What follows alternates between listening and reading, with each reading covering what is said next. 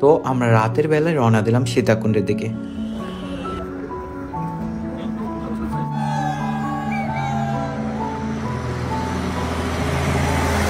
আর ভোরের আলো ফুটতেই পৌঁছে গেলাম সীতাকুণ্ডে।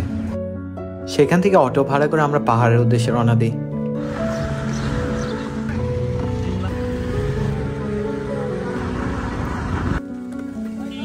গ্রন্থবই পৌঁছাতে আমরা পাহাড়ে ওঠার যাত্রা শুরু করলাম।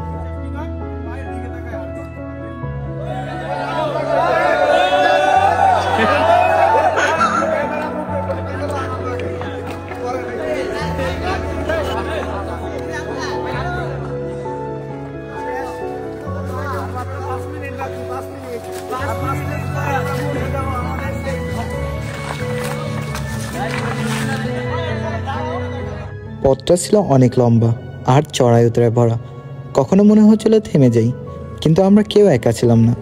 একে পরে হাত ধরে হাসি আর মজায় আমরা সব কষ্ট বলে এগিয়ে যাচ্ছিলাম।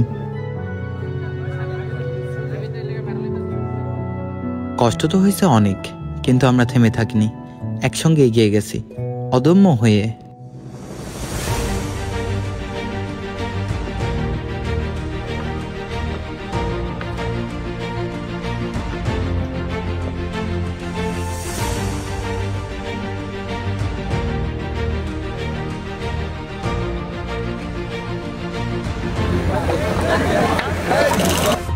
After all the struggles, we found a place that words could never describe.